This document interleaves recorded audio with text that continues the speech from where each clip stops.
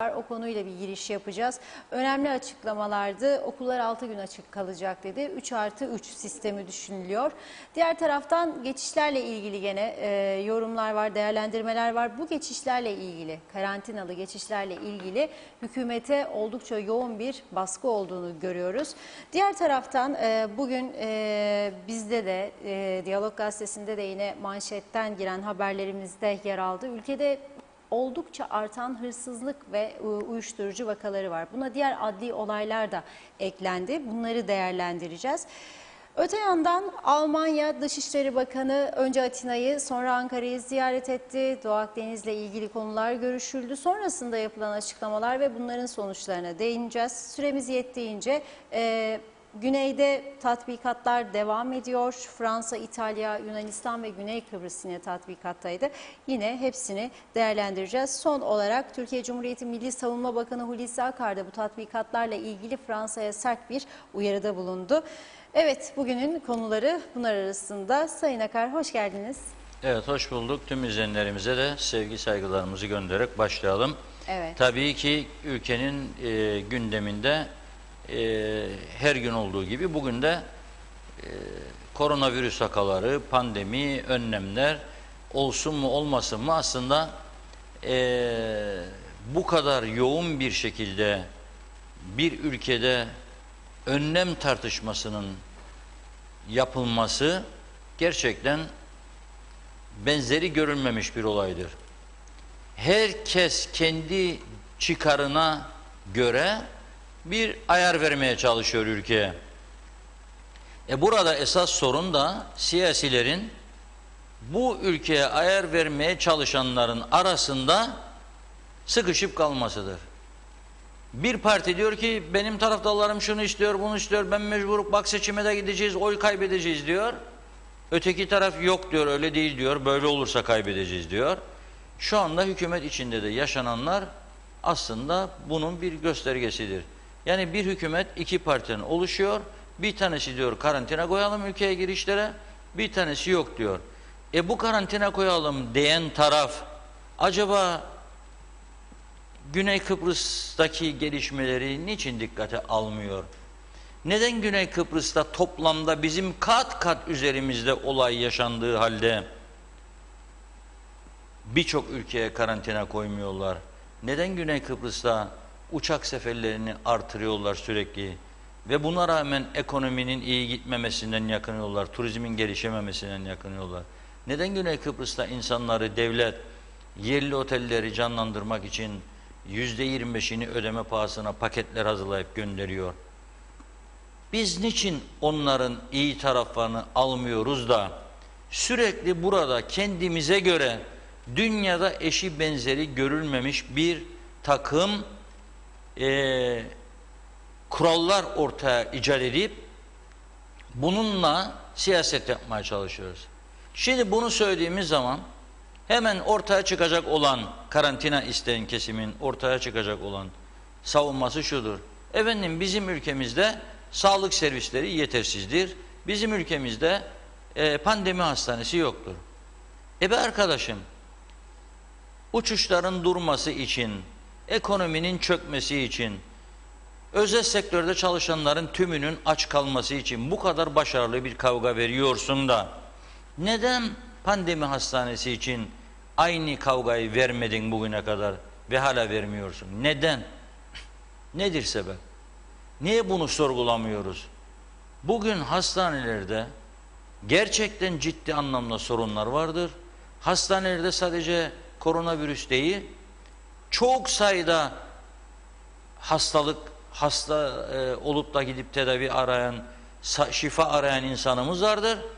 Ve çok ciddi sorunlar yaşanmaktadır. Fakat bunları doğru dürüst tartışmıyor kimse. Hükümet edenler de tartışmıyor, muhalefet de öyle. Mesela baktım bir parti lideri bugün 4 kişiyi kabul etmiş. Karantinasız girişlere hayır grubu varmış da gitmiş ziyaret etmiş. Şimdi o da görüşmek zorunda çünkü adaydır. Belki oradan da 3 oy 4 oy gelir diye.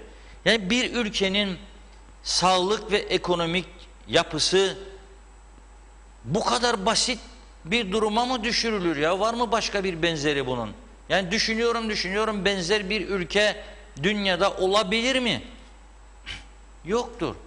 Ve bunun için müthiş bir enerji harcanıyor. Ve enerji harcayanların büyük bir çoğunluğu devletten maaşa bağlanmış insanlar.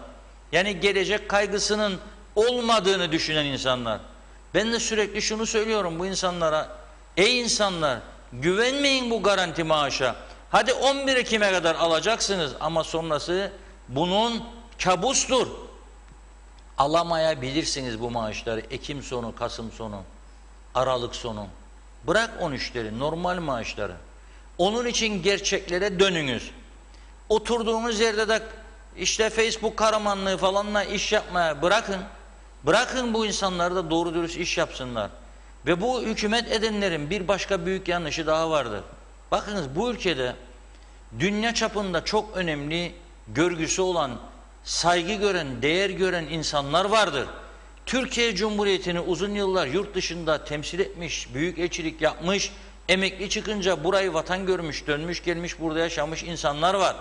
Dünyanın saygıyla andığı turizmciler var, bu ülkede yaşıyor. Bu ülkeye büyük yatırımlar yapmış. Hiç kimse gidip de bu insanlardan 2 kelimelik yardım isteme ihtiyacı duymuyor. Bakan oldu, milletvekili oldu, başkan oldu diye zannediyorlar ki en iyisini onlar biliyor. Bilemezsiniz.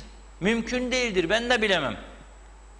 Öğrenmek için devamlı çalışıyoruz. Yanlış bildiklerimizi düzeltmek için çalışıyoruz. Aldığımız bilgileri, haberleri teyit etmek için çalışıyoruz.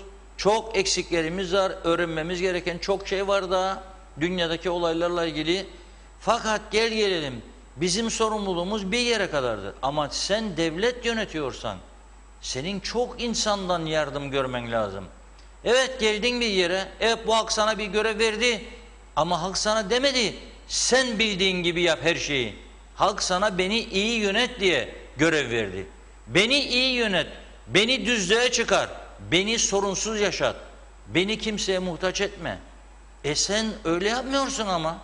Sen bu attığın adımlarla bu ülkeyi tamamen çökertmeye doğru gidiyorsun. 3-5 kişinin oyunu alacağım derken 3000-5000'lerden oy kaybedeceğin için düşünmüyorsun. Yani sadece kamudan müteşekkil bir devlet değildir burası. Bir toplumun yaşadığı bir yer değildir. Bu özel sektörde çalışanlar var. Bir yığın insanımız zor durumdadır. İşsizdir, para alamaz durumdadır. O yüzden gerçekten ciddi bir durum vardır. Birçok insanın psikolojisi bozulmuştur ve hepimiz bir şeyleri ortaya atarken daha dikkatli olmak zorundayız. Başından beri benim söylediğim şudur. Evet, sağlıkla ilgili her türlü önlem en katı şekilde alınmalıdır. Bunun için işte 2 PCR istediniz. Bir orada, bir burada. Rum'un yapmadığını istediniz. Ona da tamam dedi size herkes. Sen 2 PCR da yaptıktan sonra bir de karantina isteyeceksin gelenlerden. Gelmeyeceğini bile bile bunu yapıyorsun. Yani sorarım ben bunu isteyenlere. Siz eğer Türkiye'ye gittiğinizde Türkiye Cumhuriyeti sizden bir hafta karantina isterse, hatta 3 gün karantina, gider misiniz Türkiye'ye? Cevap versinler bana, gider mi Türkiye? Şimdi düşün, adam gidecek 2 gün bir alışveriş yapıp geleyim. Öteki gideyim bakayım göğsümde ağrı vardır, burada güvenmem, orada daha iyi bir check-up yaparım. 3 gideyim 3 gün İstanbul'a, bu dikili taşın etrafında dönmekten yoruldum. İçim sıkılmaya başladı.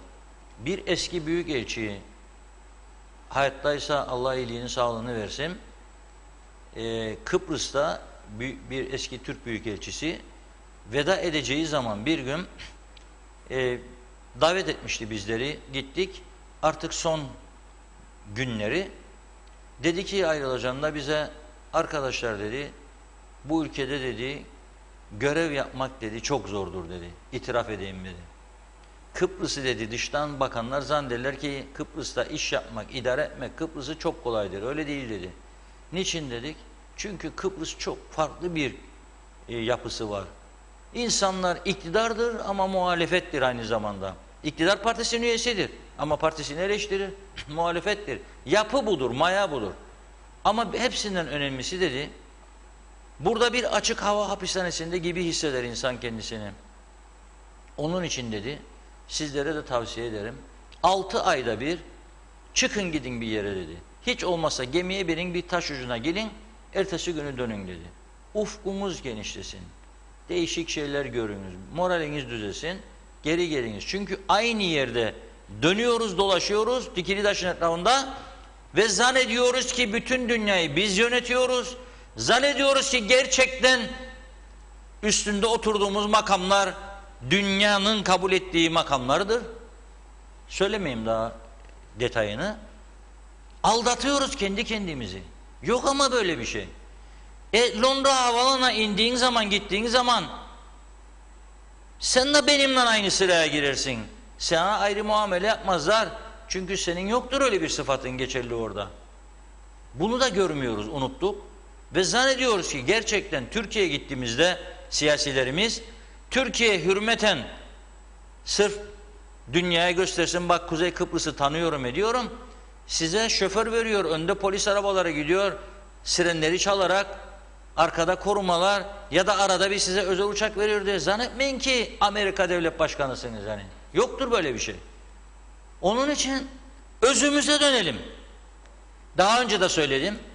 Bana göre mesela ben bu ülkenin devlet başkanı olsam kendime şöyle derim ilk gün.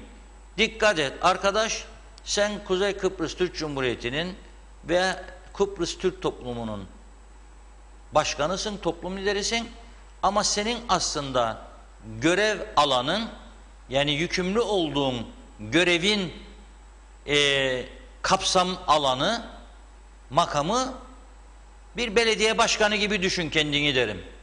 Yani hemen havalara girme. Almanya veya Fransa Cumhurbaşkanısın ya da Amerika. Yok.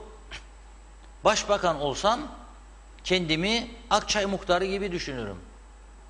Bir köyün muhtarı veya başka bir köyün muhtarı gibi düşünürüm. Muhtarsın, köyüne bakacaksın. Ne olacak? Köylünün sorunlarına ilgileneceksin. Sağlık sorunlarıdır. Ne bileyim üretim sorunlarıdır. Temiz çevredir, sularının akmasıdır, elektriğinin gitmesidir. Budur. Bakansam da muhtarın azası olarak görürüm kendimi. Öyle havalara gireceğim. Girne Boğaz piknik alanının oradan geçerken makam arabasıyla senin önünde ve arkanda giden adamlar seni görüyor. 190 kilometre, 180 kilometre ve radarın şeyleri patlayacak, ışıkları seni kayıt altına alacak. Nasıl örnek oluyoruz biz topluma? Ya bunun gibi sıralayabileceğim çok şey var. Yahut da düğünlere, sünnetlere, oraya buraya makam arabasıyla gideceğim. Şu anda bütün bakanlar yapmıyor bunu ama yapanlar için söylüyorum. Daha önce de yapanlar vardı falan. Yani biraz kendimize dönmemiz lazım. Bizim 10 tane korumaya ihtiyaç yoktur. Bak nasıl şimdi köylere gidiyorlar. Halkından gezerken korunmamı ister. Bizim halkımız dünyanın en güvenli yerlerinden biridir Kıbrıs. Kuzey Kıbrıs. Ne oluyor da 10 tane koruma isterik giderken köylere, oraya buraya? Gereksiz. Olmayan bir takım şeyleri yarattıktan sonra da yine benzeri görünmemiş olaylarla kendi kendimizi bir yerde kandırıyoruz. Yani bak ama Mart'ın 10'undan beri, biz 15'inden beri pandemi hastanesi konuşuyoruz. Olmuyor. Ama bu arada da karantina konuşuyoruz ve diyoruz ki bak ama bu hükümet diyor kestiği 2 ay maaşı dönüp geri verdi mi arkadaş, sana verdi diyor. Bak maaşlarda eksilmediğine göre demek ki bu turizmin ve bu üniversitenin faydası yoktur. Uçaklar gelmesin, kapatın hepsini diyor. Düşünmüyor ki hükümet edenler de çıkıp demiyor ama bunlara durun bakalım. Biz Haziran'da bunlara açma izni verirken geriye dönük paralar aldık, milyon dolarlar. Demiyor bunu. Saklanıyorlar gerçeklerin arkasına. Bunu söylediği zaman kötü adam olacağını düşünüyor. Doğruları söyleyemiyor, o cesaret de yok. Ya ne söylemiyorsun ki sen aldın milyon dolarları da attın hazneye de o para oradan çıktı bir kısmı. Sen niye söylemiyorsun Türkiye 2 yıl yollamadığı parayı senin döneminde yollarda piyasaya düşürdün, ondan biraz canlılık oldu. Sen niye söylemiyorsun ki insanlar evine stok yaptı ve mal çekişleri arttı bu pandemi süresince. Yastık altındaki paralar marketlere gitti. Sen niye söylemiyorsun ki Rum tarafı kapandığı için o kredi kartlarını sadece milyonlar, 100 milyonlarca euro gidiyordu o yana. O 100 milyonlarca euro akmadı. Niye demiyorsun bunu? Yani arşivi çıkarayım kendisine. Pandemiden önce açıklanan rakamları çıkaralım. 2019 yılında Rum tarafına biz kaç para bıraktık? Onlar bize kaç para bıraktı? Çıkaralım. O para burada kaldı. O para burada kalınca ödedin. Ama bunun üstüne sen o para burada kalan paranın üstüne dediğim gibi aldığın paralar var, imtiyaz ücretleri, aldığın Türkiye'den geriye dönük paralar var, buraya geç gelen paralar var ve bunlarla idare ettin bugüne kadar. Ama ne diyor Maliye Bakanı kendisi de yıl sonu ve 2021 yılının başı için böyle konuşamam diyor, göreceğiz diyor. O da güvenmiyor geleceğine dair bu şekilde hazneye para akacağına o da güvenmiyor.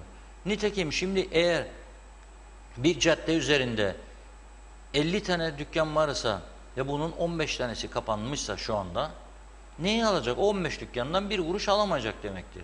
Öteki açık olanlardan da eski parayı alamayacak. Çünkü eskisi gibi satış yok. Bu gittikçe bu gelirler düşecek. Ama bunların şimdi yeni istihdamları da yaparak giderleri de artacak. Ne olacak? Nasıl dönecek bu çark? Kimse bunu düşünmeden saldırıya geçiyor. Öte taraftan eğitim. Şimdi üniversitelere kontenjan verdi YÖK. Peki ama bu sen 7 gün karantina şartı koyarsan karantina otelleri de sığmayacak tabii. Bu öğrencileri ne yapacaksın sen? Hangi otele götürüp karantinaya koyacaksın? Nereye götüreceksin? Anlaştığın 2 tane 3 tane yer var. Pansiyon, yurt, murt. Bunlara götürüyor. Bir iki de otel. Ne yapacak bunlar? Bir hafta karantinada kalacak. 14 gün karantina alacak ülkesine göre. Da gelecek de senin ülkende eğitim görecek zannettin sen. Ama öte taraftan da bir umut doğdu. İşte bizim kontenjanımız arttı. Arttı da nasıl gelecek? Hangi uçakla gelecek bunlar? Yok ki uçak yok. Yani ben Pegasus'un temsilcisi, Kıbrıs temsilcisi Zeki Ziya Bey'i dinledim. Adam yani şakayla karışık sinir kusuyor. Nasıl diyor karar alın diyor benim haberim yok da sabah uyguluyorsun. Peki benim bilet kestiğim yolcular ne olacak diyor. Böyle bir düşüncede boşver diyor birisi. Bırak dövünsünler diyor. Hiçbir şey olmaz diyor. Çünkü o bileti olup da uçamayacak olanların çoğunun KKTC vatandaşı olmadığını ve oy hakkının olmadığını düşünüyor. Ama öte taraftan o yolcular arasında 100 tane de Kıbrıslı olsa KKTC vatandaşı onun kendisine ne tür zararlar verebileceğini çevresiyle beraber onu hiç hesaba katmıyor. Sonra bırak sen oyu. Ne oyla bunun ne ilgisi var? Bir yaşam mücadelesi veriyoruz burada. Ayakta kalma mücadelesi veriyoruz. Bu mücadeleyi bu şekilde bölük pörçük insanları parçalara, gruplara ayrılmış bir şekilde mi götüreceğiz? Dün baktım has UBP'li bir arkadaşımız BRT'de de çalışıyor. Bir paylaşım yapmış uzun. UBP yani her yerde cesaretle ben UBP'liyim diyor. UBP'yi göklere çıkar. Partisinin içinde yaşananları anlatıyor. Onu okuyunca zaten ülkenin halde olduğunu anlarsınız. Herkes diyor bir imparator oldu diyor partinin içinde diyor. Her makam sahibi diyor bir güç oldu diyor. Herkes kendi başına diyor bir şeyler yapıyor, bir şeyler bozuyor, bir şey yapıyor diyor. Bu sarhoşluk içerisinde nasıl biz sağlıklı bir seçim yapacağız? Nasıl bu pandemi sürecini sağlıklı bir şekilde yöneteceğiz? Ve nasıl diğer sağlık sorunlarını çözeceğiz? Olmaz yani. Yeni hastane dere yatağının içindeymiş. Hadi bakalım. Şimdi ona izin verilmediği söyleniyor. Tamam dere yatağı içinde olmayan bir yer bulun. Bu kadar Rum'un bıraktığı arazileri hepsini dağıttınız. Hiç kalmadı yani elinize. Bulun bir yer. Yok. Fuar alanı var diyorum size. Duruyor orada. O fuar alanı 2 sene 3 sene daha açılamayacak. Ne zaman bu ekonomi düzelecek? Ne zaman? Bütün dünya diyor ki 2021-2022'ye kadar sarkacak diyor bu koronavirüs dalgası.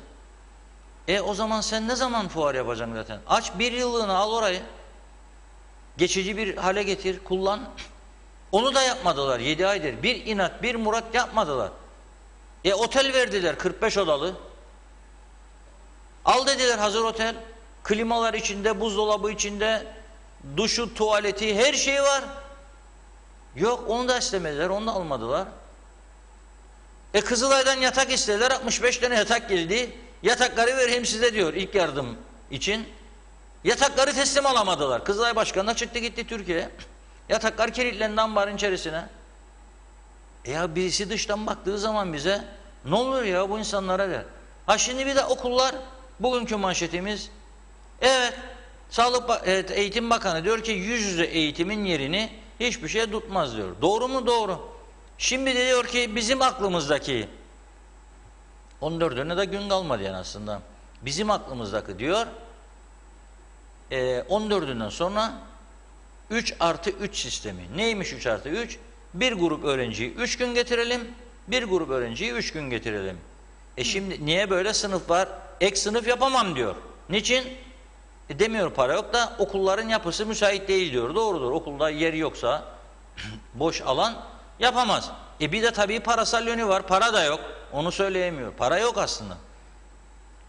Maaşları ödemeye ancak denkleştiriyorlar ayın sonunu. Bu taraftan bunu söylüyor. Diyor ama cumartesi de 3+3 olunca hafta 6 güne çıkacak. Şimdi yarın bakalım ne tepki verecek. Biz cumartesi okula gitmeyiz de diyebilir. Yarın sendika. Evet. Ne olacak? Seçim var. Ne diyecek aday olan başbakan ve başbakan yardımcısı? Ne diyecek? Diyecek durun ya bizi sendikadan kavga mı ettiriyorsunuz? Kaldı bir hafta 10 gün seçime. Akıncı'ya mı kazandıracaksınız? Tuvan Hoca'ya mı kazandıracaksınız? Falan filan gibi yani mesela. Laflar çıkacak. Eğitim ne olacak? Bu çocukların geleceği ne olacak? Kimin umurunda? Kimsenin umurunda değil. Bu kadar bir duruma düştüyse bir ülke, ben nasıl gelecek arayacağım bu ülkede? Yani onu düşünmemiz lazım. Bak anneler, babalar hepsine sesleniyorum buradan. Çocukları için yaşıyor bu Kıbrıs Türk halkının en büyük özelliklerinden birisi aslında Türk halkının geleneğinde var genel olarak. Nedir? Hayatı boyunca çalıştıklarını çocukları için harcıyor. Hatta öleceği zaman bile varsa bir miktar parası kendi için harcamıyor. Mesela daha iyi yemek yemiyor, daha çok gezmeye gitmiyor. Kalsın diyor, çocuklarımın geleceği ne olacak bilmem diyor. Çünkü savaş psikolojisinden gelen bir toplum var burada. Sürekli gerilim içinde yaşamış, savaşmış, savaştan sonra da ne olacağını, acaba verilecek mi verilmeyecek mi, oturduğum yer Güzelürk gidiyor mu, ne bileyim 50 gidiyor mu, ne bileyim Yeşilırmak gidiyor mu, Gaziköy gidiyor mu, anamın köyü, Vadili gidiyor mu, babamın köyü, şurası gidiyor mu, burası gidiyor mu derken bir de bu yaşandı yıllarca. Çünkü her müzakere sürecinde taviz konuları gündeme geldi. O zaman hep böyle günler geçirmiş insanlar kazandıklarını hep çocukları için, gelecek için harcarlar. Eğitime de çok önem verirler. Özel okula götürelim çocuğumuzu. Kolay mıdır bir aile için 5.000, 6.000 sterlin biriktirecek? Sadece okulun aidatı. Bunun dışındaki harcamalar var. Kıyafetler var, yemesi, içmesi var, diğer sağlık harcamaları var. Bunlar için büyük çaba sarf eden anneler, babalar nasıl bir ülkede yetiştiriyoruz çocuklarımızı, nasıl bir gelecek hazırlıyoruz bunlara düşünmemiz lazım. Yani bu atmosferde, bu yaşam tarzıyla nasıl olacak bir gelecek, nasıl iyi bir gelecek hazırlayacağız? Bunu düşünmüyoruz. Gerçekten bak bugün okulun Karpaz'daki Rum okulunun açılmasıyla ilgili müthiş bir çalışma yapar onlar. Güneyde evet, açacağım dedi Eylül'de. Açıyor. Zaten Haziran'da da açmıştı. Şimdi Karpaz'da 5-10 tane öğrencileri var. Onun için emek harcıyorlar, program yapıyorlar, tartışıyorlar. Gidip orada öğretmenlerle, öğrencilerle, ailelerle görüşüyorlar. Mağdur olmasın 10-15 tane bizde kalan Rum diye, Rum çocuğu diye. Biz kendi çocuklarımız için sağlıklı bir tartışma yapmıyoruz. Ya okula yollarsan da korona olur. Tamam da bizim çocuklarımız evet tabii ki önemli. Ama Andreas'ın çocuğu da önemli. Mr. Bravo'nun Londra'daki çocuğu da önemli. Yani onu da düşünelim. O zaman iyi tedbir alınması yönünde enerji kullanalım. Okul aile birlikleri toplansın. Öğretmenler, veliler bir araya gelsin. Eğitim Bakanlığı ile birlikte bir çalışma yürütsünler. Ne eksikleri var ortaya çıkarılsın. Bunu dayanışma içinde nasıl karşılayabiliriz? Onlar konuşulsun. Ama öyle bir şey ben göremiyorum. Sadece bir taraf açılsın, bir taraf açılmasın, bir taraf açılsın ama tamamen paramparça bir durum var ortada. Doğru dürüst bir şey yok. Yani o yüzden eğitim çok önemli bir noktadadır. Buna çok özen göstermek lazım. Evet. Ama her şeyin başı, bütün sistem baktığımızda gelir dönür dolaşır. Amaların arkasında hep sığınacakları bir tek şey vardır. Sağlık. Yeterli sağlık elemanımız yok, hastanemiz yok, şuyumuz yok, buyumuz yok. Bunun üzerine. Hastanenin olması için de çırpınan, didinen bir tek örgüt görmedim ha. Bir tane örgüt de görseydim, gidip alnından öpeceydim hepsini yönetimi. Bir örgüt görmedim. Bu hastane bir an önce kurulsun, açılsın diye hakikaten emek sarf eden, gidip öneri getiren, çözüm önerisi getiren, ey hükümet, abi sana yardımcı olmak istiyoruz. Falan bölgede bir yer keşfettik, Türk arazisiymiş veya Rum arazisiymiş, devletin kontrolündeymiş. Veya biz burayı bulduk, gelin buraya şu kadar paraya bir pandemi hastanesi kurulabilir. Biz bir dayanışma kurulu oluşturduk. Bu kurul size yardımcı olacak, vereceğiz. Yani Türkiye'yi mi bekleyecekti? Türkiye, ondan sonra Türkiye her türlü eleştiri yapıyoruz buradan da. Niçin Türkiye yapsın diye bize 100 kişilik pandemi hastanesini? Biz toplayamaz mıydık bu parayı? Nerededir bizim varlıklı insanlarımız? Nereye kayboldular?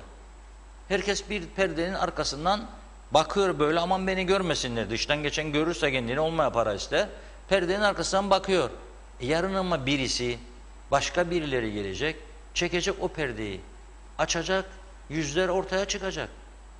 Bu mu istediğimiz? Böyle bir, yani böyle bir ülkede yaşamak da zengin olmak ne anlamı vardır yani? Neticede senin araban da aynı yoldan gider, benim arabam da aynı yoldan gider. Seninki 150.000 poundluksa aynı yoldan gider, aynı çukura düşer. Benimki 10.000 liraysa benimki de aynı çukura düşer. Ne fark eder ki? Neticede sen de giden manavdan aynı domatesi alın, ben de giderim manavdan aynı domatesi alırım. Zengindir, büyük bahçesi vardır, evi vardır. Bazı paylaşımlarda görürüm. Çocuklarıma der, bak hormonsuz, ilaçsız yetiştirdim der. Güzel, keşke herkes yetiştirse. Evet, biraz yorumlara bakalım mı Reşat Tabii. Bey? Evet, Sibel Serin, iyi yayınlar sevgili Funda ve Sayın Akar. Doğru haberin tartışmasız tek yeri demiş. Teşekkür ediyoruz.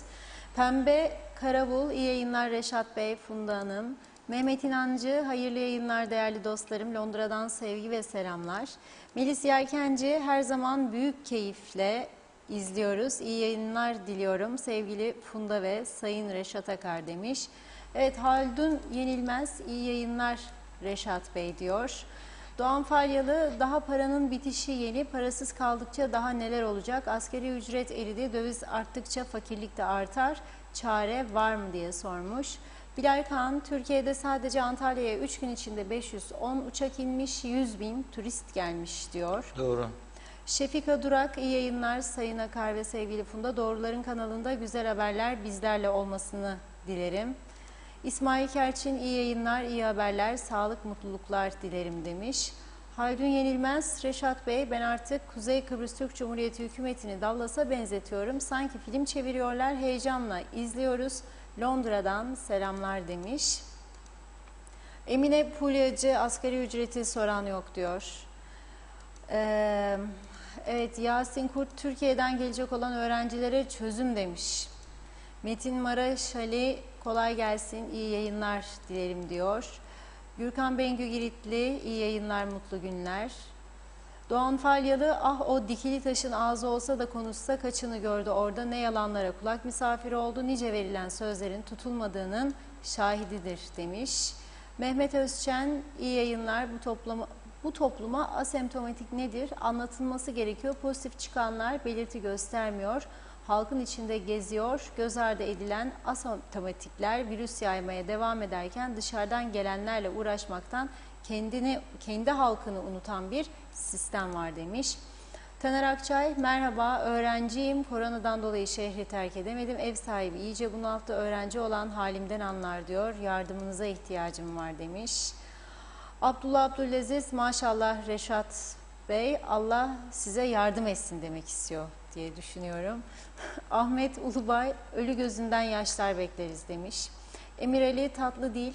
En mantıklısı fuar alanı ama siz dediğiniz için yapmazlar. Su da bitecek demiştiniz. Yetkililer yok dedi. Suyumuz var ama gün geldi gak ederik demiş. Ulusbarhane Pandemi Hastanesi ile ilgili yer önerebilirim demiş. Golf sahasının olduğu yer ve Metehan'a doğru yolun güneyi, 2. Kermiya'daki askeri alanın güneyi, dere boyu Metehan Çemberi arasındaki yolun kuzeyi diye yer önerilerinde bulunmuş. Doğan Falyalı, ülke küçük, şart mı hastaneler, daireler hep Lefkoşa içinde sıkıştırılsın. Yolun yok, sokağın yok, dışarı açıl, anlaşılmaz bir durum diyor. Evet, Derya Özyiğit, Reşat Bey, sen siyasete atılsan oyum sizindir, iyi yayınlar demiş. Sağ olsun. Ferda Küçülmez, eğitime önem verelim, bir kısım sabah, bir kısım öğleden sonra gitsin. Öğretmenler vardiya usulü çalışsınlar, olmaz mı diye soruyor. Halil Boşnak, Reşat Bey söyle, hizmetlerin verileceği 1200 liraya ne oldu? Mehmet Akın, bu siyasetçilerin %90'ı menfaatçi şeklinde bir yorum yapmış. Bir yorumumuz daha var. Erol Canseç diyor. Türkiye Cumhuriyeti, Kuzey Kıbrıs Türk Cumhuriyeti için çok önemli 2 kötülük yaptı demiş. Birincisi 46 yıl boyunca haddi hesabı olmayan paraları verdi ve sömürüldü diyor. İkincisi de 74'te gelip bizleri kurtardılar fakat ülkeyi beceriksizlerin yönetimine bıraktılar diye yorumda bulunmuş. Evet, Erol Bey'in yorumuna bir şey söylemeyeyim. Zaten çok açıktır yorum. Değil mi?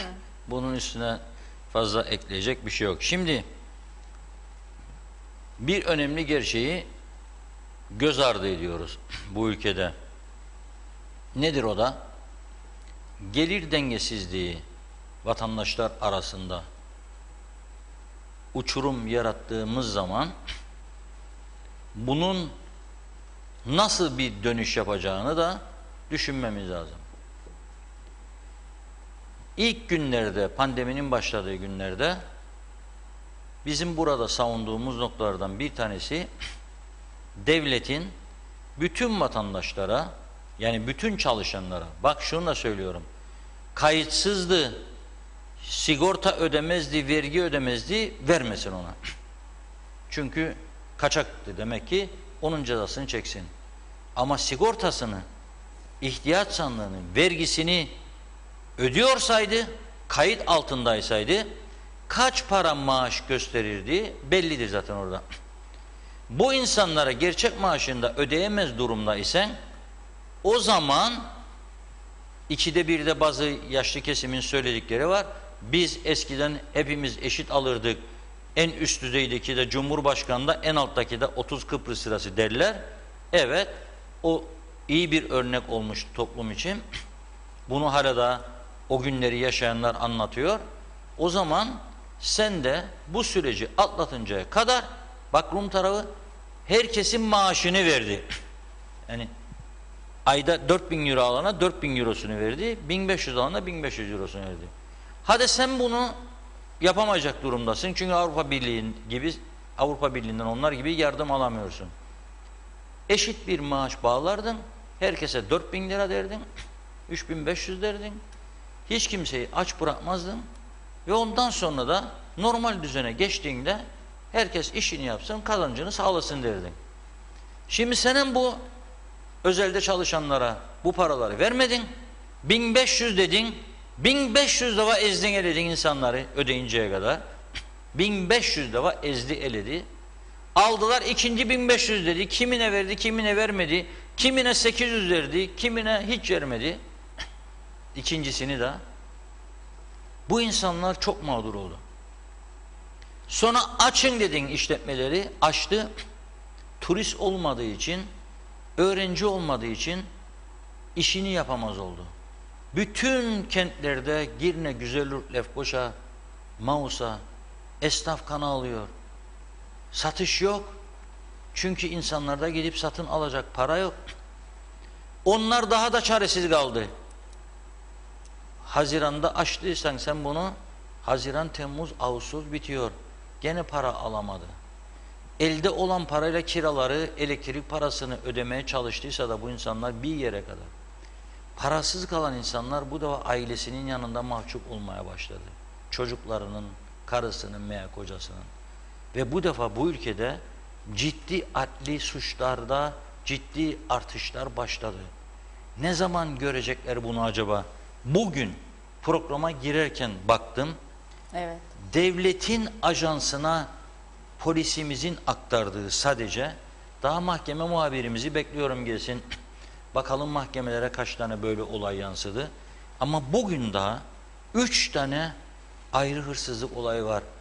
Devletin ajansına polisin gönderdiği bültenden okuyorum bugün. Bir tanesi Girne'de Postlu Ticaret isimli iş yerinin penceresini açıp içeri girmişler. Toplam değeri 30.625 Amerikan doları olan 33 tane farklı markalarda cep telefonu çalmışlar.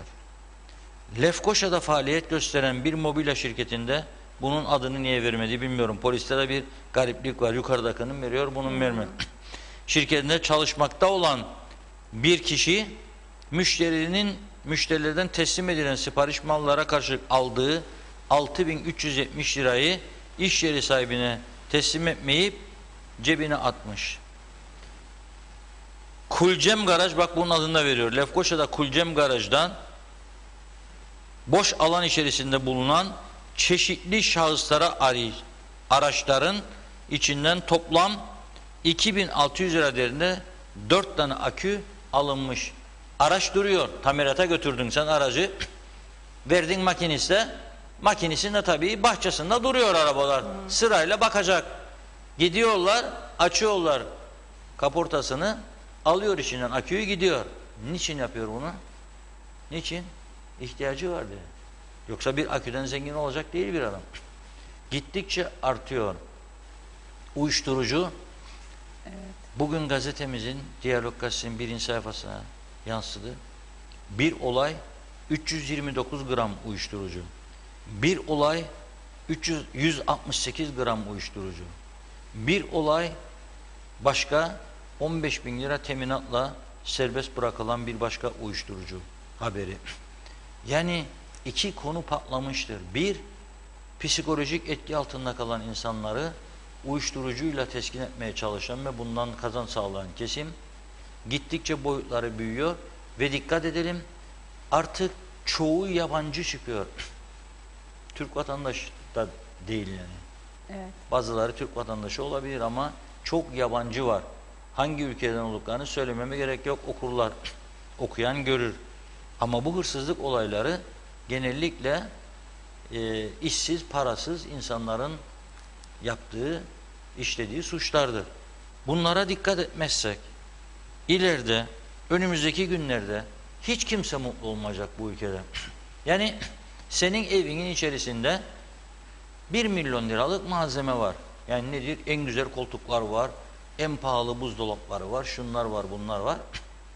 En iyi televizyonlar, büyük ekran, otur seyredersin. Yukarı çıkıp yattığın zaman saat 12'den sonra birisi pencere atlayıp alıyor bir şeyi, gidiyor. Parayı da alıyor. Sen o saat uyansan bile bir tek şey düşünüyorsun. Aman canımı kurtarayım yeter diye. Alacağını alsın gitsin.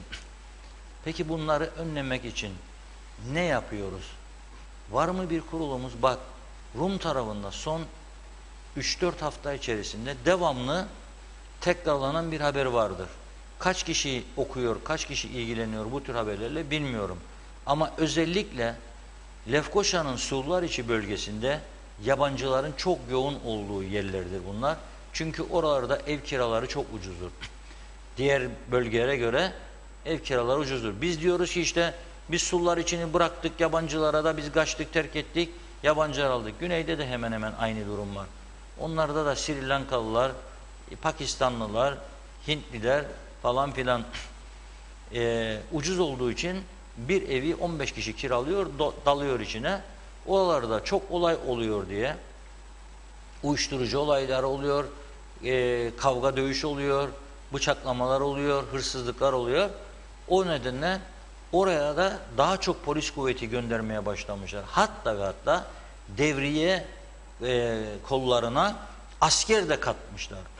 Rum Milli Muhafız Ordusu'ndan asker de, polis de, asker birlikte devre yapıyorlar.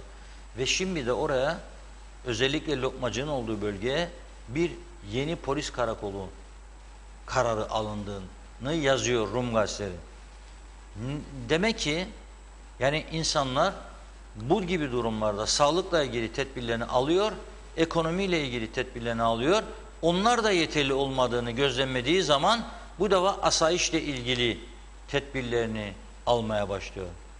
Fakat asayişle ilgili tedbirlerini aldığı zaman da ortaya çıkan bir suç durumunda o suçu işleyenlerin hızlı bir şekilde yargılanması ve mağduriyetlerin giderilmesidir önemli olan. Onun için de adalet mekanizmasının tam randımanlı çalışması lazım. Adalet mekanizması çalışıyor mu? Hayır. Avukat tutmak zorlaştı çünkü avukat ücretlerinde artış var. 2. Avukatlar bir davayı alıyor, gidiyor, geliyor, mahkemeler yüklü, sonuca gidemiyor. Mağdur olan insan hakkını alamaz duruma gelince ne yapacağım ya, dava açacağım da ne olacak diyor. Mahkeme bir karar alıyor, aldığı kararı cezaya uğrayan şahsa tebliğ edemiyor çünkü dağıtacak işlem memuru yok. Bu kadar uyarıldığı halde, bu kadar anlatıldığı halde gerçekler, haklısınız, doğrudur, mağrudur dendiği halde Yüksek Mahkeme Başkanı'na, Yüksek Mahkemenin ve diğer mahkemelerin ihtiyaçlarını karşılamak yerine ihtiyacı olmayan dairelere seçime giderken istihdam yapılıyor. 500 kusur alımından söz ediliyor. Ha şimdi işe alınanlar da demesin bu adam bizim işimize göz dikti ya aileleri. Ne göz diktin, çocuğumuz 40 yılda bir iş aldı. Yok, öyle bir derdim yok. Allah versin çalışsınlar ama bu devletin de bütün vatandaşları devlet kadrosuna alabilme şansı yoktur. Aha zaten elindeki bütçenin %85'ini buna veriyor. O zaman neye bakmak lazım? Bu değişmeyen zihniyet bu ülkeyi bu hale getirdiyse, yani 10 sene evvel de bütçenin %85'i maaşlara gidiyordu. 7 sene evvelde, 5 sene evvelde, 3 sene evvelde, 2 sene evvelde, bugün de. Demek ki değişmiyor. Değişmeyen zihniyetin sana verebileceği hiçbir şey yoktur. Seni nasıl düzeltecek? Zihniyet bu. Yani her seçim. Bu bitecek. Bir de erken gene seçimden söz ediyorlar. Şimdi ki ben de o olasılığı görüyorum. O zaman ne yapacaksınız? 1.500 daha alacaksınız. Bu daha bütçenin %90'ı 95'i gidecek. Başlattıkları yolları yarım bırakmayı düşünüyorlar mı şimdi? Yoktur diyormuş bazı bakanlar, para. Yok ya, bırakma yolları yarım da, yazık günahtır insanlara. Yani bunun sana getireceği zarar karının çok üstündedir, zararı bunun. Yapmayın bunu. Ama çünkü nedir? Para, biriktirdikleri paralar başka yerlere gidiyor. Bak seçim var diye kestiği geriye dönük geri. Geçenlerde vatandaşlarımız dedi. Biz istemedik ki bu parayı senden dedi. Yani kestin benim maaşımdan 300 lira 400 lira. Bana hemen bugün ne veriyorsun bu parayı? İhtiyacı var bu devletin. Acil yapması gereken işleri var. İşte hastane var. İşte ilaç eksikliği var. İşte şimdi vatandaşlar başladı. Grip aşısı istiyorlar. Kış geliyor. Onlar gelecek. Onlara para uyduracaksın. İşte diyorsun ki ilk yardım için yataklarımız yok. Olanlar kırıldı, döküldü. İlk yardım yatağı istiyoruz acilen diyorsun. İşte diyorsun ki sağlık görevlisi sayısını artırmam lazım daha çok PCR yapmak için. Bunlar para ister. Çöken yollar tamir ister. İkaz işareti kalmadı yollarda, trafik ikaz işareti. Nasıl düzeleceğiz? Lefkoşa-Girne ana yolunun o orta refüjündeki ağaç boyu olmuş otlar yolların içine döküldü. Görüyorum, her gün üzülüyorum. Ya bir tanesi de o 160-170 kilometrede giden o bakan aracında arka koltukta otururken görmüyor mu ya bunu? Üzülmüyor mu buna baktığında? Senin de ülken, senin de vatanın. Hiç mi rahatsız olmuyorsun bunu gördüğün zaman? Yok mudur 100.000 TL'si o otları temizlesin? Belki de o kadar da para istemez. Birleştirme imkanımız yok mudur?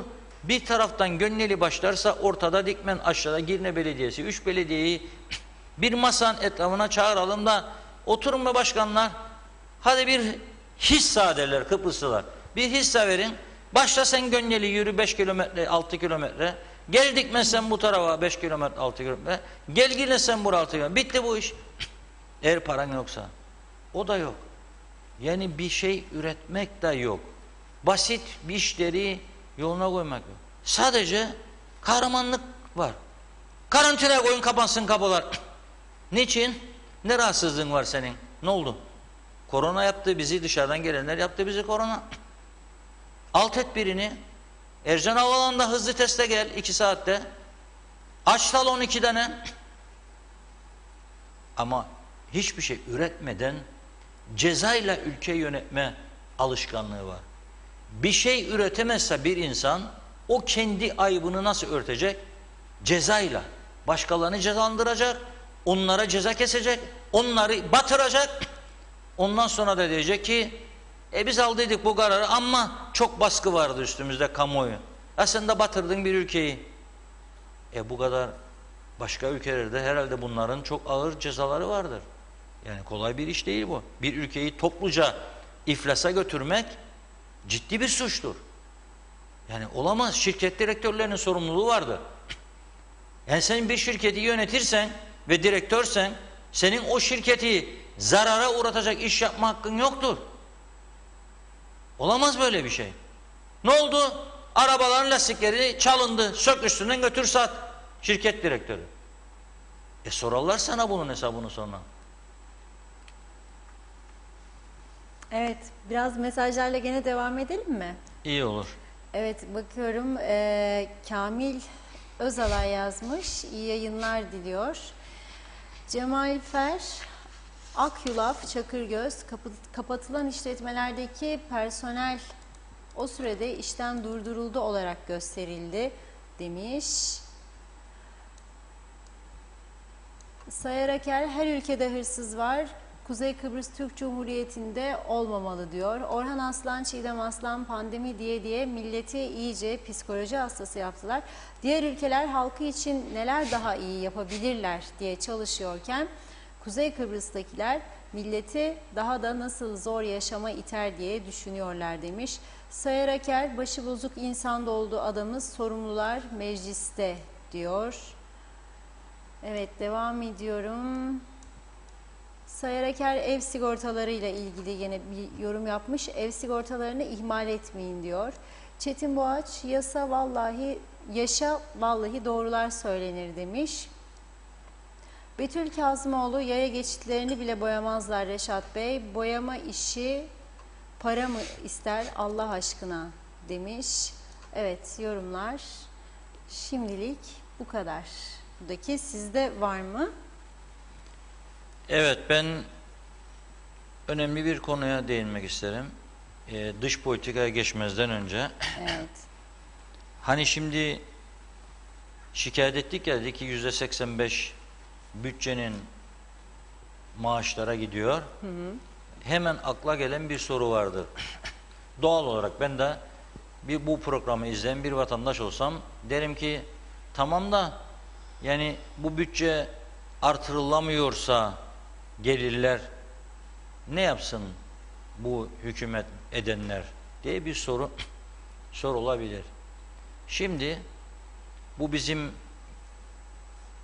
salı akşamı başlattığımız yeniden Halk Meclisi programlarının en iyi eğitici tarafı yeni şeyler öğrenmektir. Ben çok mutluyum ki bu kadar yıl bu mesleği yapan bir insan olarak bilmediğim birçok şeyi bu Halk Meclisi programları çerçevesinde öğrenmiş oldum. 2 yıl kadar önce, hatta 2 yılı geçti, 3 yıl oluyor. Dörtlü koalisyon hükümeti gündemdeydi. Yani yönetimdeydi. Girne bölgesi muhtarlarının tümünün katıldığı bir program gerçekleştirdik.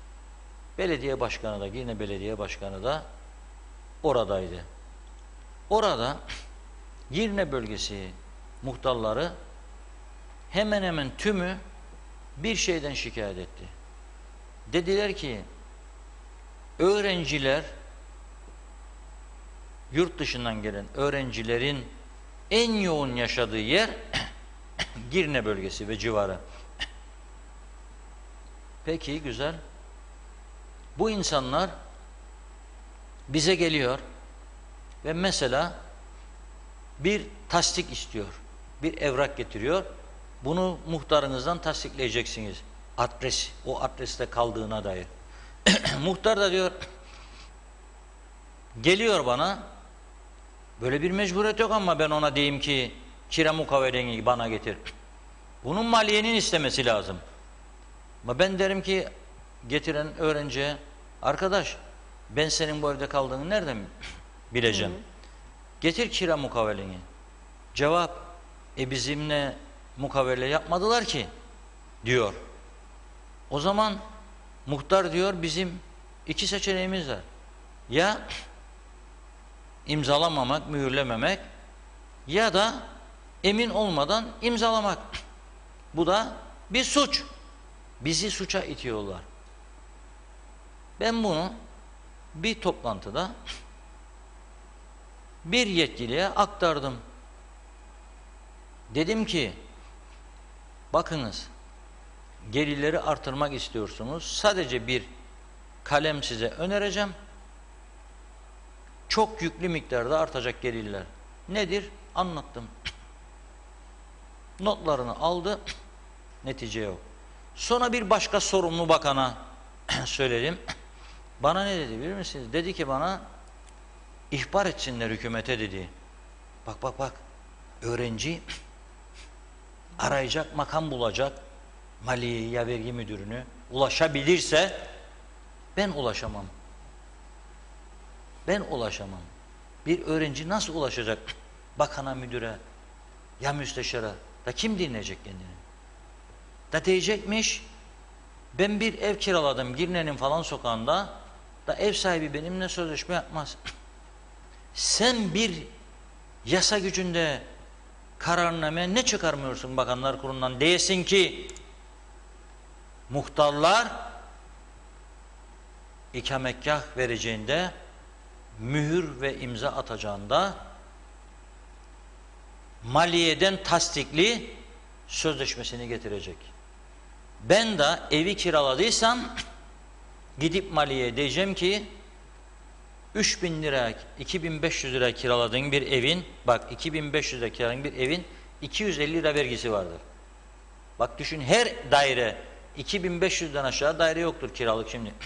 İsterin, hele şimdi bu kadar yükseldi. Ver 2.500 liraya karşılık 250 lirayı devlete, %10'unu vurayım mühür üstüne, basayım imzayı, git muhtara al ikametgahı. Yapmadılar. Yapma, en devrimci hükümet dönemi. Yapmadı. Devrimle karışık, satri alışık. Çünkü iki sağ iki soldu. Öyle birbirlerine karşı flört yaparlardı. O ona hadi ya delimin sen dedi, ona hadi delimin dedi falan, bıraktılar. Bu kadar basit mi bu iş? 103.000 tane öğrenci, birçoğunun ailesi gelip zaman zaman burada kalıyor. Ev kiralıyorlar. Ezici çoğunluğun evi var. Binlerce ev kiralanmış. Ne büyük kayıpları var.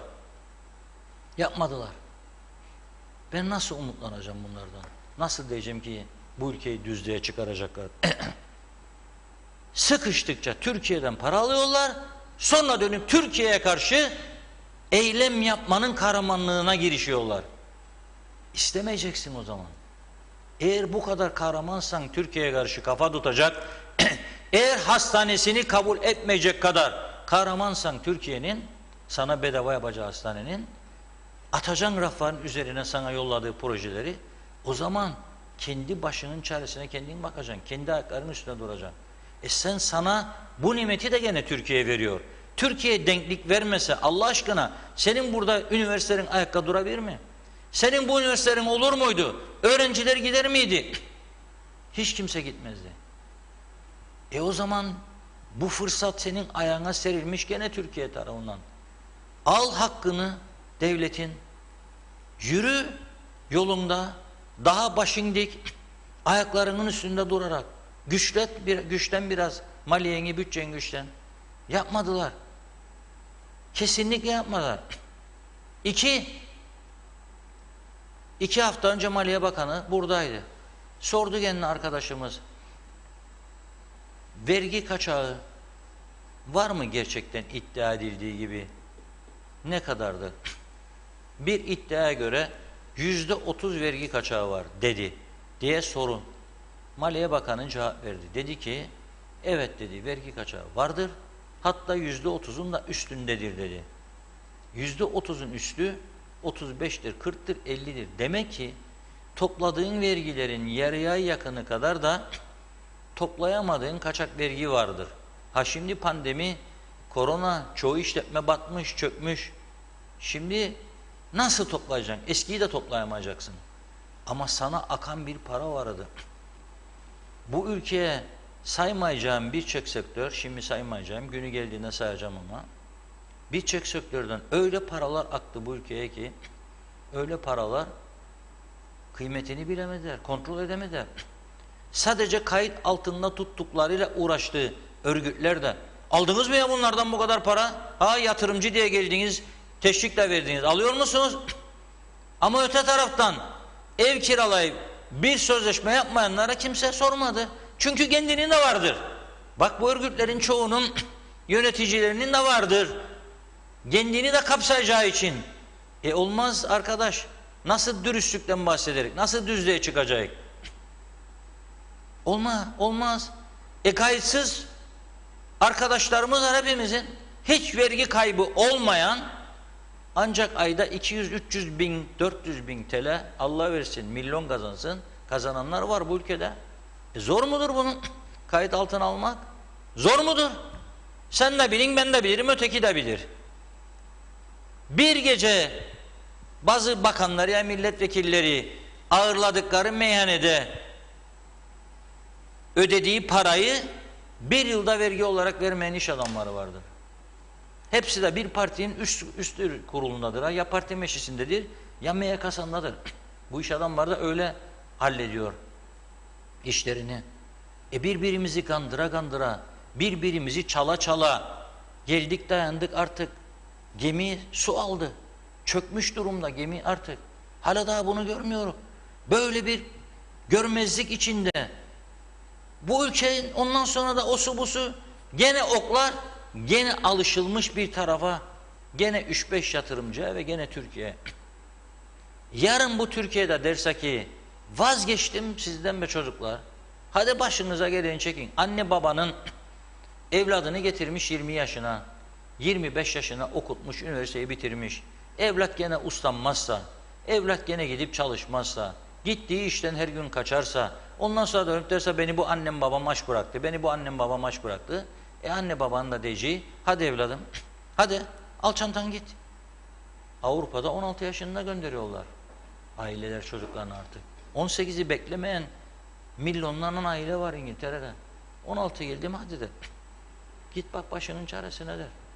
Biz burada hem başımızın çaresine bakmıyoruz hem de dönüp başka tarafta sömürdüğümüz taraflara müthiş bir saldırı kültürü geliştiriyoruz. Bu doğru bir şey değil. Bu çok üzücüdür. Baksın herkes bunu aklına koymak zorundadır. Hepimiz. En iyi çözümü de yapsak bu ülkede en iyi çözümü gene Türkiye'ye muhtaç olacağız. Türkiye'siz çözüm gene yürümeyecek. Bu Türkiye'den gene yardıma ihtiyaç duyacağımız günler gelecek. Zannetmeyelim Avrupa Birliği bu alıştığımız hayata göre bize alın dayayın be Türkler siz diyecek. Yapmayacak bunu bize. Gene benim belediye başkanlarım madem 2 bölgelilik istiyoruz. Kendi Türk tarafını yöneten kendi Türk belediye başkanları eğer kendi bölgelerini temizlemezse zannetmeyelim gelip Avrupalılar süpürge elinde süpürecek, hortumlar su akıtacak, caddelerimizi yıkayacak.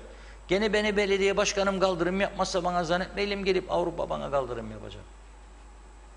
Avrupa Birliği'nin verdiği parayı kanalizasyon için maaşları harcadı bir belediyemiz. Yazık çok üzücü. Baktım geçen hafta bana o bölgenin sakinleri videoları gönderdiler. Akşam oldu mu açıyorlar herhalde. Yukarıdan vanaları bütün lağımlar akıyor denize doğru. Sonra denizlerimizi işgal ettiler. Aldılar bu yatırımcılar, bu oteller mahvettiler de deniz yok be, deniz yok be. Deniziniz dışkılar içinde yüzüyor. Gidin, sahip çıkın, hesabını sorun. Ama soramıyoruz. Niçin? Çünkü her ailenin orada, hepsi değilse her 5 aileden 4'ünün 3'ünün çocuğu oradan maaş alıyor. O maaşlara verdiği, Avrupa Birliği'nin verdiği yatırım parasını herkes bir şekilde göbekten bir yere bağlanmış durumdadır. Yani nüfusun 250 bin ise 75 bin 80 bin kişiye devlet çek veriyorsa bir yerden bağlanmış durumdasın. Sana gelmiyorsa senin evine annene gidiyordur. Anne gitmiyorsa kardeşine gidiyordur. Kardeşine gitmiyorsa teyzene, dayına, amcana bir yere gidiyor. Ve oturup konuştuğunda aile arasında sana diyor çokluk dürtmeyin ve bu işle biz de alırız diyor. O zaman bir menfaat şeyine dönmüştür, halkasına bu iş. Nasıl çıkacak bu işin içinden? Ben yani çıkış yolu düşünüyorum bulamıyorum. Çıkış yolu bulamıyorum ben. Hele bu sistem, bu anlayış mümkün değildir. Yok yani ben bakıyorum yok. Ve gittikçe daralan bir piyasa var. Kimse oturup bunu düşünmüyor. Nasıl düzeltecek kendimizi? Bak İngiltere'den yazdı bir vatandaşımız bana dün gece. Hem okudum hem üzüldüm. Diyor ki geliyorduk diyor. Geliyorduk. Dün okudunuz ya diyor. Okuduk ya burada yeni koşulları, Sağlık Bakanlığı'nın karantina koşullarını. Ben diyor onları okuyunca diyor siz diyor gördüm diyor şu 7 gün İngiltere'den gelenleri 7 gün eve kapatacak. Vazgeçtik diyor gelmiyorum. Ve diyor elimizde listemiz. Biz yaptıydık diyor bu sene ihtiyaçlarımızı hazırladık. 1. Buzluk değişecek diyor. Yeni buzluk alınacak. 2. Çamaşır makinesi değişecek. Yeni çamaşır makinesi alınacak. 3. Şu olacak bu olacak. Biz bu paraları getirip oradan da harcayacaktık. Orada. Ne kadar çok buzluk satılırsa o buzluk ithalatçıları o kadar çok adam çalıştırıyor yanında. Bu çalışanlar da bizim vatandaşlarımızdır. Yani bugün Arçelik'te, Beko'da, Siemens'te, orada burada kimlerdir çalışan? Bu bizim aldığımız yerli şirketlerdi, firmalar. Bunlar dönüyor. Onlar da dönüp devlete vergi ödüyor. Mal çekiyor, vergi ödüyor. Biz arkadaş bakıyorum, kendi insanımızı getiremiyoruz buraya. Bir kısır döngü içerisinde. Bu adam Londra'da korona olsa zaten iyi düşünsen bir Türk, Kıbrıslı Türk hasta olsa hiç bu riski göze alır uçağa biner de gelir mi? Ölecek zaten uçakta. Yani alır mı bu riski? Almaz. Ben olsam almam. Hadi diyelim ki fark etmedi ya o da bilmezdi falan filan. Yaptı orada testi. Geldi burada ikinciyi de yaptın kendisine. Test sonucu çıkıncaya kadar evinden dışarı çıkmama koşulu da getir. Onu da kabul ettim. Yok sen diyorsun ki 7 günde evden çıkmayacak dışarı. Başını kapıdan dışarı çıkardı suçmuş. Nasıl? Ne yapmaya gelsin? Niçin geleyim yani? Olmaz yani. Olmaz. Yani bu şekilde bir ülkeyi yönetmek mümkün değildir. Ben bir olasılık görmüyorum. Görsem diyeceğim ki vardır bir olasılık ama görmüyorum. Hele bu seçimden sonra aman Allah'ım ben her gece bir kabus görürüm uyanırım. Her gece. Her gece, her gece, her gece. Ve ondan sonra 2 saat isterim uyuyayım. Ben deli miyim? Niçin? Aklı dengem yerinde. PCR'ımı da yaptırdım 2 kez. Allah'a şükür tamamım. D vitaminimi de alırım, C'yi de alırım. Nasıl deli miyim ben de kabus görürüm. 2 tane, 3 tane farklı şey görürüm. 1, 11'inden sonra maaşlar ödenemeyince vay anam da kalacak. Son zamanında o da devletten emekli maaşı alır. Yakınlarım var kalacak. Herkes çökecek, piyasa çökecek. 2, yakın arkadaşlarım, dükkanı olan, mağazası olan, umutla bu işe girmiş gençler perişan olacak. 3, bu şartlar altında Kıbrıs sorunuyla ilgili müzakere masasına istesek de istemesek de oturacağız. Zaten şimdi en son konu geleceğim dış politikaya. Evet. Doğu Akdeniz tatbikatlar, Almanya'nın dönem başkanı olarak Dışişleri Bakanı bölgeye göndermesi, Fransa'nın dün İtalya, Fransa, Güney Kıbrıs, Yunanistan'ın 4'lü askeri tatbikatları, Fransız uçaklarının Baf havaalanına inmesi ve Yunan askeri, Yunan Hava Kuvvetleri'nin 4 uçakla Baf'a inmesi, savaş gemilerinin, donanmanın etrafımızda dolaşması, ondan sonra bu şartlar altında ben Fransız uçaklarının füzelerinin gölgesi altında, donanmaların gölgesi altında masaya oturacağım. Hangi güçle direneceğim bazı hakları elde etmek için? Memur maaşı ödeyemeyen pozisyona düşersem, adli suçların patladığı bir ülke durumuna düşersem, insanların psikolojik şartlar altında bunalım geçirdiği bir döneme girersem, nasıl mücadele edeceğim de sağlam bir çözüm anlaşması yapayım ve geleceğe güvenle bakayım? Çok zor olacak. Gerçekten. Evet, o konuya geçmeden önce isterseniz yine biraz mesajlara bakalım. Sonra da evet, Doğan Falyalı para yok demek mazeret değil, eldeki taşınmazları satabilir, araziler kiraya verilince satılsın demiş. Tema Yavaş, iyi yayınlar Londra'dan selamlar Reşat Bey diyor. Derya Özyiğit, çökmüş bir sistem, insanlar mutsuz, bıktık, ne acıdır ki dinozorlarla anca bu hayat demiş. Erol Yapar, Reşat Bey iyi yayınlar. Senden başka bir kanalı açmıyorum, bizi bağımlı yaptın diye yazmış. Salih Cimi, göz boyama işi esas vergi suçları büyük, diğer suçlar konuşulmaz bile. Allah bile usandı elimizden, ben utanırım böyle bir ülkede yaşamaktan diyor. Hasan Sarı, hırsızların yüzüne, eşit gelir dağılımını düzenleyemeyen hükümetlerin yüzüne, yurt dışına birçok insan İngiltere'ye veya başka ülkelere kaçmak zorunda kaldı. 3-5 kişi cebini doldursun diye demiş. Yana direkt uzun bir mesaj yayınlamış. İyi yayınlar Reşat Bey. Okullar konusu ne olacak acaba? Bakan diyor ki maske ve dezenfektan vereceğiz ama bir sefer. Veliler de yardım etsin der. Tamam. Biz her sene yaparız, sorun değil. Her şey devletten beklenmez ama aynı zamanda der ki veliler en çok iş size düşer.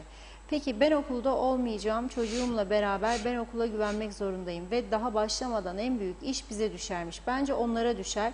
Yapamayacaklarsa internet üzerinden devam etsin. Devlet daireleri kutu kutu maske memurları eve bir de götürür. Peki çocukları için para mı yok? Anlamış değilim. Ben kendi çocuğum için her gün yıkanmış ve temiz maskeyle yollayacağım. Ama o kadar dikkat etmeyen veliler de olacak. Bu riski almaya değer mi? Her çocuğa sabah okula giderken birer maske versinler kapıda. Bir fikir olarak söylerim demiş. Sezin Osman Mustafa, doğru ve gerçekleri gördüğün ve dile getirdiğin için çok yaşa, sağlıkla yaşa Reşat Bey. Dilinizde tüy bitti duyan yok. Gerçekten sonsuz saygılar. Halkın sesi nabzı oldunuz. Sana ve kanalda çalışan tüm ekibine sevgiler, saygılar, teşekkürler demiş. Kamil Özalay, Reşat Bey süpersiniz, Allah dilinize sağlık versin diyor. Emin Mehmet, Reşat Bey o muhtar o kağıdının kopyasını alıp maliyeye vermeliydi. Vatandaşlık bunu gerektirir demiş. Ayhan Aykanat, büyüksün Reşat Baba diye yazmış. Emin Mehmet, muhasebecileri sıkıştırsınlar, neler var, o kadar vergi kaçağı var ki demiş. Evet, Doğan Falyalı, bu kira işinde açıklanan doğru ama kiralanan evlerin çoğu kimlerin, nasıl karar üretilsin ki demiş. Kiralanan evler zaten zenginlerin diyor anlayana. Emin Mehmet, Arasya'dan multimilyarder çıkardı Kuzey Kıbrıs Türk Cumhuriyeti demiş. Sayar Aker, vergisiz devlet muhtaca mecburdur diyor. Derya Özyiğit, içim karardı, güzel haberler ne zaman duyacağız diye düşünüyorum. Yazık bu halka, ancak vergi öderiz belediyeye, elektriğe, olmayan yola, temizlenmeyen çevreye, bırakın daha önemlisini, hele o sigortalar rezalet. Deveye döndük, hiçbir yerimiz düzgün değil maalesef demiş. Serkan Nevel, Türkiye'nin sömürüldüğünü falan yok, Türkiye'nin sömürüldüğü yok, bırakın bu tür söylemleri demiş. Sözer Hasan, Türkiye Kıbrıs Türk'ünün sigortasıdır diyor. Emin Mehmet, Srebrenica katliamı Avrupa'nın ortasında yapıldı, aklımızı başımıza alalım. Türkiye'siz Kuzey Kıbrıs olmaz, barış güvercinleri yalnız uçurulur diyor. Doğan Falyalı, ne yazık ki gemi sahilde battı da kaptan direğe çıktı kurtulmak için demiş. Sayar Aker, Çıkış yolu var. Türkiye'den bedava para gelmemeli diyor. Mehmet Akın, bir makinede çarklardan biri bozulduğu zaman makine çalışmaz. Başka ülkelerde o çarkı hemen yaparlar. Kıbrıs'ta ise bütün çarkların arıza yapması ve bozulması beklenir. Kim uğraşacak? Demiş. Evet, kim uğraşacak? Nisan ayında demiştim. İnsanlar aç, susuz, hırsızlık, yağma ve suç oranlarında artış olacak. Kim dinledi bizi? Sizi kimse, zaten kimsenin umurunda olmadı. Yunanistan, Rum kesimi, Fransa, İsrail dış politikada Kuzey Kıbrıs Türk Cumhuriyeti'ni bitirmeye çalışıyor. NATO nezdinde bunlarla uğraşmamız yetmiyor. Bir de hala iç siyasetteki sorunlara çözüm bulunamıyor. 2000'li yıllar bir bitse de 3000'li yılı da olsa bu kafayla bir yere varamayız maalesef. Bu anlayıştan vazgeçmezse siyasiler, vay halimize, Türk öğün, çalış güven, olay sadece bu sihirli kelimelerde saklı. İyi yayınlar demiş. Musa Su İçmez, iyi yayınlar diliyorum Sayın Reşat Akar. Çok önemli konulara temas ediyor. Ülkemizde bazı Avrupa Birliği hayranları, kendi öz değerlerimize bakalım. Anavatan Türkiye olmadan burada nefes almamız mümkün değildir. Her alanda Kuzey Kıbrıs Türk Cumhuriyeti anavatan Türkiye ile el ele, gönül gönüle güçlenmeye, büyümeye devam edeceğiz. Huzur ve güvenliğin teminatıdır. Bizim bizden başka dostumuz yok. Aklın yolu birdir demiş. Emin Mehmet, Avrupa Birliği'ni geçip güneyde görsel yaşamak değil, içine girince göreceğiz. Hiçbir şeyden kaçış yok. Hele vergi diyor. Tolgay Kurtoğlu, iyi yayınlar Reşat Bey demiş. Hasan Sarı, Reşat Bey acı gerçekleri dile getiriyor. Çok teşekkürler demiş. Teşekkür ediyoruz değerli yorumlarınız, katkılarınız için. Evet, buyurun Reşat Bey. Evet, son bölümünü geçelim. Şimdi gene umursamadığım bir şey. Tabii bazı izleyicilerimiz haklı olarak içim karardı diyor. Doğrudur. Yani ben de gerçekten artık rahatsız oluyorum. Yani güzel bir şeyler arıyorum etrafımda. Bulup da konuşmak için güzel bir şey arıyorum. Bulsam hemen sarılacağım, üzerine anlatacağım. Ama göremiyorum. Bak, bulduğum güzel birkaç şey söyleyeyim. Bazı muhtarlarımızın gerçekten canla başla çalışıp köylerini temiz tutmaları gayretlerini gördüm. Akça ettik ama bu uğraşlara, bu temizlik çabalarına rağmen kendi çaplarında sağdan soldan yardım toplayarak bir de Rauf Denktaş Milli Parkı kuruyorlar. Onun için uğraşıyorlar. Ama buna rağmen sinekleri gördüm orada. Sineklerle baş edemiyorlar. Bizim program yaptığımız masanın üstünde de çok sayıda sinek vardı, geldi. Ne yapsın bir muhtar? Elinde o imkanlar yok ki bütün köyün etrafını, dışını, içini ilaçlasın. Belediyelere düşer. Belediye başkanı programa gelmedi. O akşam oraya. Çünkü o köyle sorunu olduğunu duyduk. Yani işte pek iştahat olmadığı için kendisini eleştireceklerini düşünerek gitmediğini duydum. Daha da üzüldüm. Ya eksikleriniz varsa gelin notunuzu alın, düzeltin. Yani insanlarla iyi geçinmeniz lazım. Bazı yani ufak tefek şeylere bakıp da umutlanmaya çalışıyorum ama dediğim gibi bu yeterli bir durum değildir. Genel olarak bakmamız lazım konuya. Şimdi okullarımızda Rum tarafı okulları açıyor ama maske şartı getirdi. 12 yaşın üstündekilere, 12 yaşın altındakilere yeni bir karar aldı. Bu şart uygulanmayacak. Çünkü çocuklar devamlı bütün gün maske ciddi bir sağlık sıkıntılarına yol açabilir diye. 12 yaş üstündekilerine maske şartı getirildi okullarda, öğretmenlere de. Şimdi çocuk, annesi babası maske alamadı, alamayacak insanlar var çok evlerinde. Bunu kimin yapması lazım? Devletin yapması lazım. Sen diyemezsin çocuğa, baban annen alsın maskeyi. Yok mu ya, herkesin cebinde 5 lira versin. 5 lira ama 15 günden çarparsan 450 eder. Yoktur. Evet yoktur. 1500 lirayı da alan adam 450 lirası nasıl verecek maske parası sadece çocuğuna? Yoktur adamda. Bazı marketlerde 8 liraymış diyorum, 9 liraymış, 10 liraymış. Nasıl alacak bu adam ya da verecek? Atmayın bana. Kesin başka yerden. Hala bugün oldu örtülü ödenekleri seçime gidiyorsunuz, durdurmadınız. Hala bugün oldu siyasi partileri yardımı durdurmadınız. Hala bugün oldu rehaları, resmi hizmet araçlarını elden çıkarmadınız. Daha yeni aldınız, son bir sene içinde yeni aldıkları rehalar vardır. 0 kilometre. Olmaz bu iş. Olmaz bu iş. Yani çözüm üretmeniz lazım. Bu krizi atlatabilmek için acil çözüm üretmeniz lazım.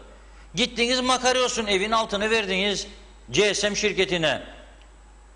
Dokunulmaması gereken bir bölge. Paha biçilmez değerde bir yeri veriyorsun anten diksin diye. Değmez mi sen buna? Okullarımızın bir aylık maske ihtiyacını siz karşılayacaksınız. Buyurun, bekliyorum sizi. Yok, sadece devlet olanaklarını sunma var büyük çapta. Senin sunduğun o 100 milyonlarca lira değerindeki olanaklarla onlar büyüyor, sen devlet olarak küçülüyorsun ve gittikçe dibe vuruyorsun. Vatandaşına da diyorsun sen yapacaksın. Yapamaz, yapamayacak. O zaman da işte çok ciddi sıkıntılar gündeme gelebilir. Bırakın onunla bununla uğraşmayı, uçakları durdurmayı da içimize bakalım. Bak gittik sineklerden bahsediyorum. Ne tür zararları var sinek ısırmalarının, araştırıyorlar mı? Geçen gün Rum kesiminde böcek sokmasından ölen birisi hayatını kaybetmiş. Yani temizlik, hijyen şartlar çok önemlidir. Yani korona olmazsa başka bir sorun çıkar. Bunlar da yok. Şimdi hijyen malzemeleri de çocuklar okula getirsin dedi. Bakan ben de dinledim. Çok yadırgadım.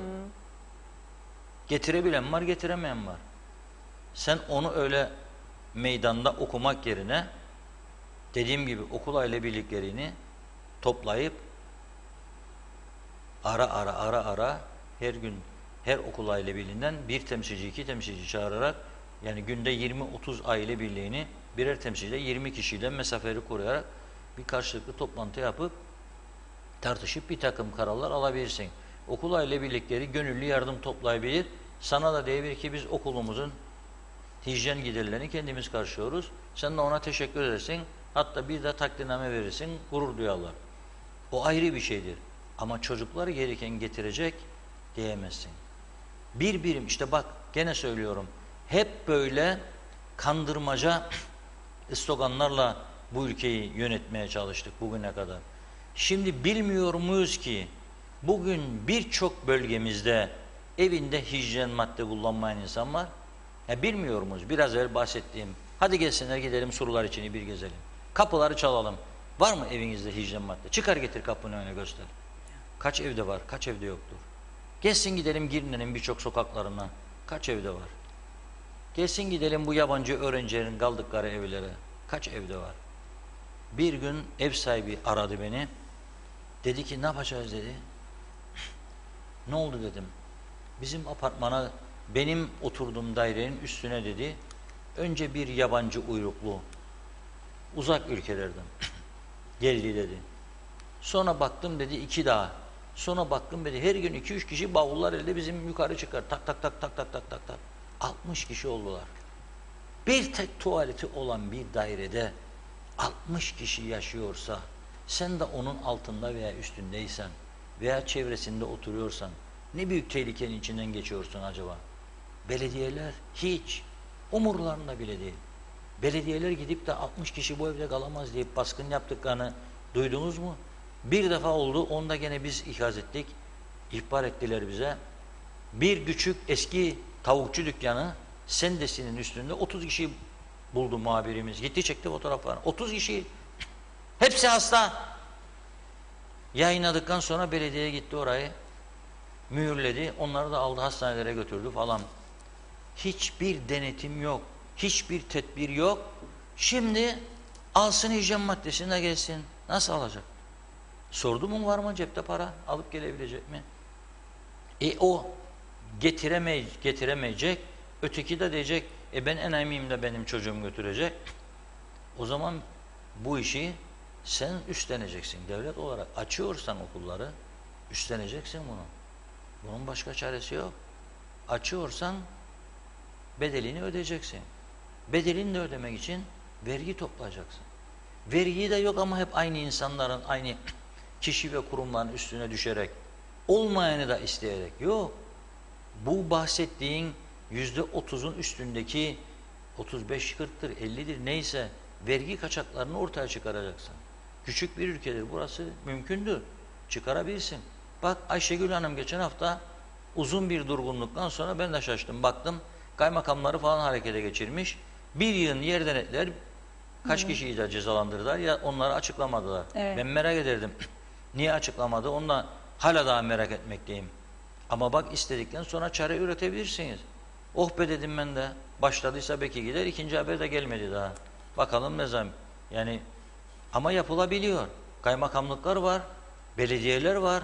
Muhtarlıklar var. Bunları harekete geçirerek çözüm yollarını bulabiliriz. Ve şu anda ilk korona başladığı zaman biz bu ülkede ilaçlama az yerlerde gördük, duyduk. Bazı belediyeler hatta fotoğraf servis yaptı. Dedi ki biz ilaçladık, şu yaptık, bu yaptık. Peki Mart'tan sonra, Nisan'dan sonra ne yaptık? Var mı bir ilaçlama gören var mı mahallesinde belediyelerin gezip? Ben görmedim. Kaldırımları, oyun alanları, parkları, işlek caddeleri, mağazanın olduğu yerleri, okul çevrelerini ilaçlayan belediye gördük mü? Bir değirmenlik galiba. Başka ben görmedim. Başka görmedim, duymadım. Yani hadi belki okulları yapıyorlar şimdi açılacak diye ama önemli bölgeler, en işlek caddeler, mağazanın olduğu bölgeler, ne bileyim hastane çevreleri, okul çevreleri, parkların çevreleri bunların devamlı ilaçlanması lazım. Ama yoktur. Evet, süremizin sonlarına geliyoruz. Reşat Bey, neler söyleyeceksiniz? Bu Programı tatbikatlar kapatmadan çok önce? önemlidir. Evet. 4 tane ülke bizim yaşadığımız ülkenin çevresinde tatbikatlar yapıyor. Yunan uçakları Baf'a gelmiş. Fransız uçakları Baf'a gelmiş. Fransız donanması denizlerimizde günlerdir. Yunan donanması da gelmiş. İtalyan gemileri. Biz burada 11 Ekim sen mi kazanacaksın, ben mi kazanacağım? Sen mi büyüksün, ben mi büyüğüm? Bunun kavgasıyla gidiyoruz. Bu konuda da toplumda siyasilerde özellikle ciddi bir tepki oluşmadığını görüyorum. Bu da çok üzücüdür. Dediğim gibi başımızdan aşağı füze yağsa galiba ne oldu diyecek de gene yolumuza devam edecek. Yani zarar gelmesin cana istemem de cana zarar gelmediği sürece kimse sesini çıkarmayacak. Halbuki çok önemlidir. Türkiye her gün bu konuları gündeme getirmeye başladı. Türk-Yunan gerilimi var. Almanya Dışişleri Bakanı'nın Atina Ankara ziyareti var. O da diyaloğa çağırıyor. Askeri seçenekler doğru değildir diyor. Diyaloğa girmesi lazım diyor. Türkiye Savunma Bakanı'nın, Milli Savunma Bakanı'nın Fransa uyarısı var. Dikkat edin diyor Kıbrıs'ta yaptıklarınıza. Avrupa Birliği işte dediğim gibi dönem başkanı sıfatıyla Almanya'nın vereceği raporu bekliyor. 12 Eylül'de de AB Dışişleri Bakanlarının gayri resmi toplantısı vardır. Bu toplantıda da ana gündem maddesi Doğu Akdeniz ve Türkiye'nin bölgedeki sondaj faaliyetleridir. Bunlar masaya yatırılacak. Onun için bu çok ciddidir.